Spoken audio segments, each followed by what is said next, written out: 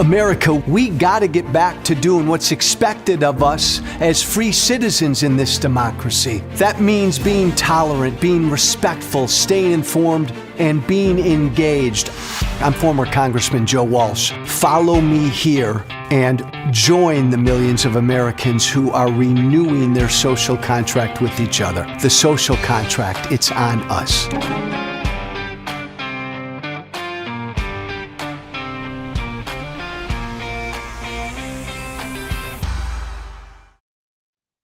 Hey, this is Joe Walsh. I'm sorry. I'm not sorry.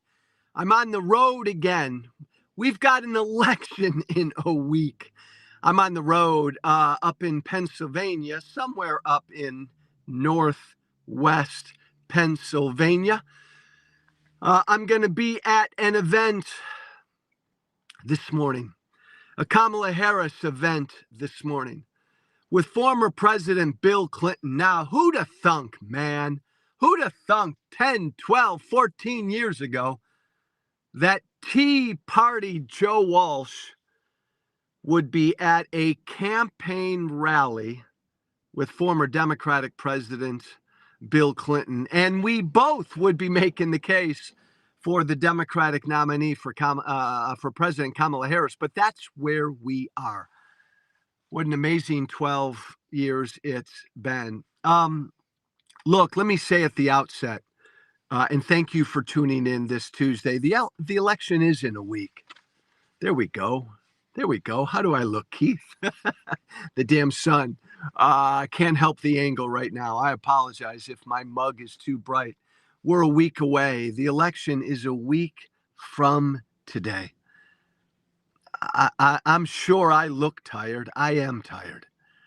I was in Arizona all day, I think yesterday, all day campaigning for Kamala Harris. I got on a red eye to fly back to D.C. Didn't get a lot of sleep. Haven't had a lot of sleep. I am tired. We're all tired. But so what? Man, we've got a week to go to bring this thing home. You know how passionately I feel about this election. Donald Trump must never, ever, ever be anywhere near the White House again. So I don't give a damn how tired I am. I plead to you all, it shouldn't matter how tired you are. We have a job to do. Lay it all on the field, man. Lay it all on the field. This is a great opportunity too.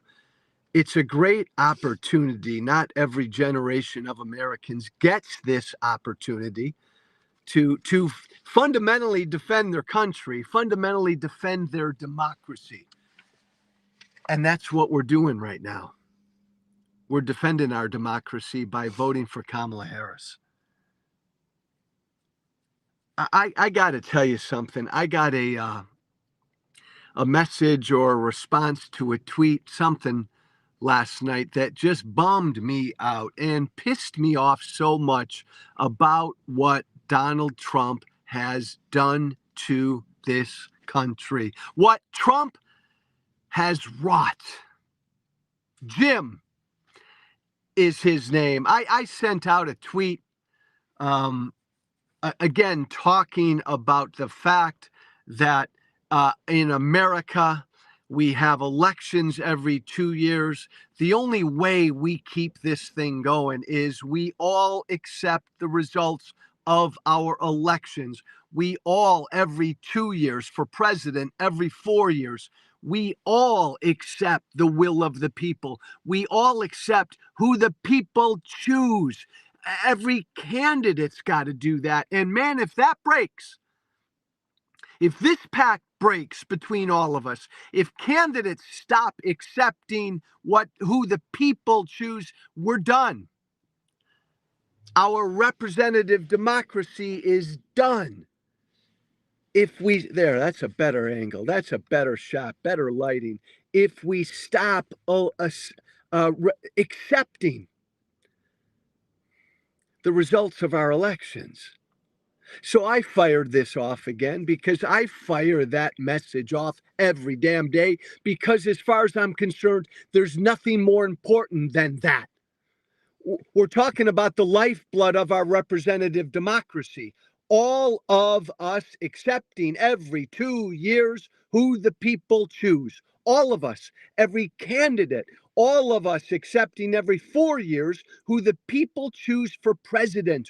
All of us accepting the winners and the losers and all the candidates and the candidates for president accepting who the people choose. This is the linchpin. This is the heartbeat of our representative democracy. If it goes away, our representative democracy goes away. There's nothing more important than this. Immigration, taxes, regulation, the environment, all the rest. Our democracy's gone if this heartbeat stops. So I fired that off last night. And a guy named Jim fired back at me. Bullshit, Joe, he said. If Trump loses, it's only because it will be stolen, Jim said. No way can Trump lose, Jim said. But if he does lose, it's only because it was stolen. It was rigged. They stole it from him, Joe. You know that. I read that response.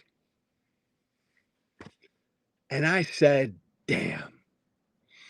I said, damn him. Not damn Jim. I said, damn Donald Trump. Look what he has wrought on this country. Look what he's done. He's taken somebody like Jim. And by the way, I get hundreds of these messages every single day. Look what Trump's done. He's taken Jim and he has permanently sown in Jim utter distrust for our elections process. Jim no longer believes in our elections. Jim doesn't believe it's possible that Trump can lose fair and square. The only way Trump can lose, Jim believes, and most Trump supporters believe, is if it's stolen from him. Trump did that. Look at the damage that Trump has wrought. It's not true. We have free and fair elections in this country. It's not true. We have the safest elections in the world in this country. But because of what Donald Trump has done, because of what Trump did in 2020, not accepting the results of the 2020 election, to this day never conceding, to this day telling his supporters that that 2020 election was stolen from him, his supporters all believe it. And we sit here 4 years later with millions and millions of Jims. 70, 80, 85% of Republicans do not believe Donald Trump lost in 2020. He did, fair and square. But millions and millions and millions and millions of Americans don't believe it. That was Trump's plan. That was his play all along. He started lying about the 2020 election months before the election. He started spreading this stolen election lie before the election, and he did it. He did it. He did it because what he wanted was, if he lost, he wanted there to be millions and millions of Jims. He wanted there to be millions and millions and millions of his supporters who'd be so pissed and so upset and so angry that they would do something about it. They wouldn't trust our elections process. There'd be chaos, unrest, and eventually violence, January 6th. Donald Trump wanted his supporters to lose trust in our elections.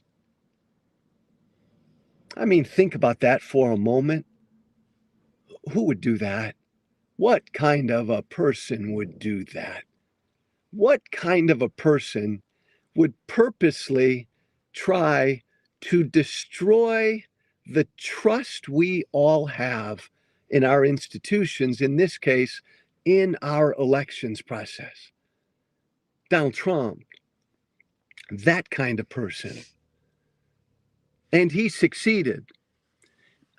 I remember when Trump lost in 2020, I remember going on a TV show shortly thereafter, and I said something like, Trump won. He lost the election, but Trump succeeded.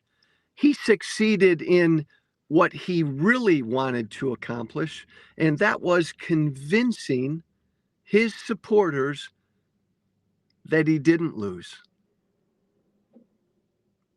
And he succeeded at that. He did it. And now here we are 4 years later, they don't. And Donald Trump is teeing up this next election to do the very same thing again. He's out there again saying that this election will be stolen. He's out there again saying it. He's out there again telling his supporters that the only way he can lose. Remember what Tucker Carlson said the other night? It will be impossible for Kamala Harris to win. It will be impossible for her to win. Tucker, Trump, why do they say things like that? Because they want their supporters to believe it's impossible for him to lose. So if he loses, it's only because it was stolen. This is what Donald Trump has wrought on this country. He's permanently sown distrust in what I believe we all should believe is the heartbeat of our representative democracy. I really hope everybody listening to me right now understands that if the people don't accept what the people choose every 2 years in a democracy, that democracy ends. It ends. I know Trump doesn't care about that. Man, we all have to. Now, look, I know that Jim, who sent me a message last night saying that, Joe, fuck you. If Trump loses, it's only because it was stolen. And the hundreds of people every day, Trump supporters, who tell me the same. I'm angry at Donald Trump for planting that lie in them. But I know that Jim's ultimately responsible for believing the lie. I understand that. But I can't lie. I feel bad for Jim. I'm sad that Jim believes that. I'm angry that Jim's been lied to. America. This is what Donald Trump has done to this country. I don't have time. We can do it in another show. He's doing the same thing with our Justice Department, our legal system, our justice system in this country, sowing distrust, right? The deep state, because he's been indicted, because he possibly committed crimes, not his fault. So it must be because there's a deep state that's coming after him. Again, a lie, an utter lie, but all designed, a lie, all designed to get Jim and all the rest of him, all the rest of Trump supporters to believe that the Justice Department in this country can't be trusted.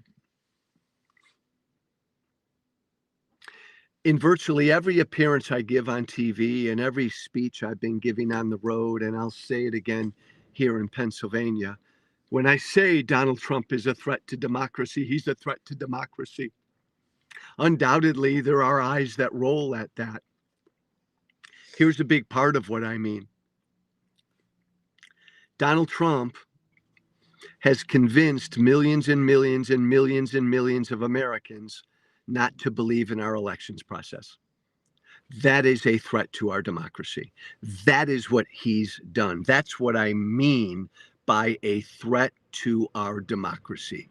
And for every Trump supporter, every every undecided voter listening to me, please listen to what I'm saying. We can disagree on the issue of immigration. We can disagree on school reform. We can disagree on health care reform. We can disagree on the level of taxation. We can disagree about how much aid we should or shouldn't be given to Ukraine. We can disagree on how strongly we should or shouldn't stand by Israel. We can disagree on a lot of these policy questions. But when we get to a point in America where we no longer accept our elections process, our democracy ends. When these things we hold every 2 years and 4 years in this country, where the people stand up and the people exercise their greatest power of choosing who will represent them, if and when the American people stop accepting that process, stop accepting that power that the people have, our democracy ends. And forget about the debates and the discussions about abortion and taxes and regulations and all the rest. We won't have a democracy. This is what I mean by a threat to democracy. This is what Trump has wrought. And maybe it's because I'm tired. And I took a red eye from Arizona, and I don't remember what state I was in before that. I know I'm in Pennsylvania right now, and I know I'm going to Georgia and then North Carolina and Wisconsin in the next 3 or so days. Maybe it's just because I'm tired, and I read this response later last night, but it made me tear up a little bit. It really did. I felt bad for Jim that he's where he is now. I'm as angry as you can imagine at Trump, because this is what Trump has wrought on this country. And again, I plenty of people hit me and said, hey, Joe, Jim believes the lies, man. It's on him. It is on him. It is on him. This is what's at stake. Please, in 1 week, one of these candidates, Kamala Harris, if she loses, will accept what the people decided. One of these candidates won't. Donald Trump won't. That alone should disqualify him. What he's done to people like Jim should disgust you and cause you to never ever vote for somebody like Donald Trump. To keep this democracy going, you need to vote for Kamala Harris. And we can fight about issues another day. God bless you. Thanks for listening. My email, joewalshwhiteflag@gmail.com. All one word, joewalshwhiteflag@gmail.com. Shoot me an email, any thought that you might have in your head.